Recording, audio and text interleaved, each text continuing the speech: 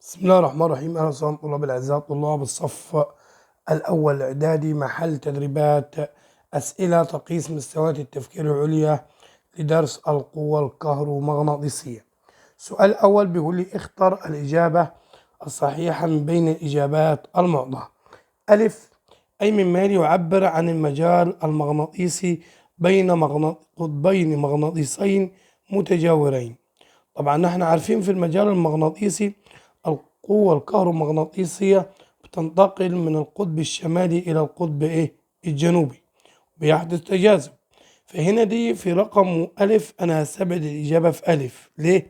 لأن هنا مش لم يحدث تجاذب، ده بالعكس هنا حادث خروج تنافر. وأيضا رقم د هنا حادث يا بابا؟ حادث تنافر. تمام. الاختيار هيكون بالرقم كام؟ بالرقم ب ورقم ج. هما اتنين حاصل ما بينهم مجال مغناطيسي، ولكن اختيار هيكون مين فيهم؟ طبعا نحن عارفين المجال المغناطيسي بينتقل من القطب الشمالي للقطب الجنوبي، فهنا في رقم ب ده منتقل من اس اللي هو القطب الجنوبي للقطب الشمالي، يبقى هذا خطأ. يبقى اختيار هيكون لجيم. ليه؟ لأن القوة الكهرومغناطيسية منتقلة من القطب الشمالي إلى القطب الجنوبي. تمام. هنا رقم 2 بيقول لي في الشكل المقابل يوضح حركة قطعة معدنية بالشكل ده اهو فوق منضدة عند تحريك المغناطيس أسفلها. فهو لما بدأ يحرك المغناطيس أسفلها بدأت القطعة المعدنية تتحرك في نفس الاتجاه. ما الذي يمكن استنتاجه من هذه التجربة؟ معنى ذلك أنه حصل قوة تجاذب. هل المغناطيسيات تجذب كل المعادن؟ لا طبعا. في مواد معدنية تنجذب للمغناطيس وفي مواد معدنية لا تنجذب إلى المغناطيس. هل القطب الشمالي المغناطيس يمكن جذب النحاس؟ لا طبعا، طالما بيجذب مادة سواء قطبي شمالي أو جنوبي هيجذب. هل المجال المغناطيسي للمغناطيس يؤثر عن بعد؟ فعلا كده هو أثر في فرق ما بين العملة والمغناطيس، ومع ذلك أثر المغناطيس على جذب العملة. يبقى الاختيار ده هيكون صحيح. جيم: هل المجال المغناطيسي يؤثر بقوة تنافر أو تجاذب؟ لا طبعا، دايما المغناطيس بيأثر على المعادن الموصلة له بقوة تجاذب فقط. يبقى ده الغلط. رقم 3 بيقول لي من الشكل المقابل يوضح زنبرك اهو معلق به ثقل من حديد، يعني في قطعة حديد. ماذا يحدث لقراءة الميزان؟ ايه اللي يحدث لقراءة الميزان عند تقريب المغناطيس لثقل الحديد؟ طبعا المغناطيس ده هيجذب ثقل الحديد لأسفل، فتزداد بالتالي تزداد قراءة مين؟ الميزان الزنبرك. يبقى أقول له تزداد.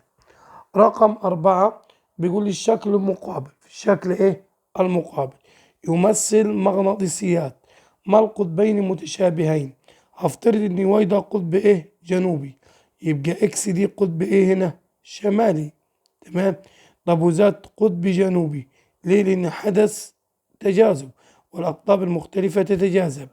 طب وطالما ده اس زد دي اس يبقى دبليو دي ان، والقطب ده هيكون اس. ليه اس؟ لان الاقطاب المختلفة تتجاذب، والقطب الثاني يبقى ان. هنا بيقول لي يا استاذ مين المتشابه؟ هل دبليو واي؟ طب دبليو ان تمام، واي اس يبقى دول مختلفين. غلط. هل اف واي؟ طب اف ان واي اس يبقى برضه غلط. هل اي وزد؟ طب زد اس واي اس يبقى هو الاختيار اللي هيكون صح رقم ج. طب ناخد د. هل اي واكس؟ طب اي اس واكس ان ده مختلفين برضه. اخر سؤال بيقول لي من الشكل المقابل يستطيع المغناطيس واحد ده هو جذب قرص النيكل، ده قرص نيكل، عندما يكون على بعد اكس سنتيمتر، بينما يستطيع المغناطيس 2 جذب نفس القرص في الكتلة، يعني عندما يكون على بعد واي سنتيمتر. أي المغناطيس هو الأقوى؟ طبعا أنا اختياري هيكون لي الرقم 2. ليه يا ولاد؟ لأن هنا الرقم 2 المسافة بعيدة، ومع ذلك جاذب مين؟ كرة النيكل، قرص النيكل. فكلما زادت المسافة يزداد قوة المغناطيس لمين؟ للجذب. أقول له لأن بسبب كبر المسافة ورغم ذلك المغناطيس يعمل على جذب قرص النيكل. ده كان نهاية أسئلة التفكير العليا لدرس الطاقة الكهرومغناطيسية. لا تنسونا الاشتراك في القناة. معكم كل جديد.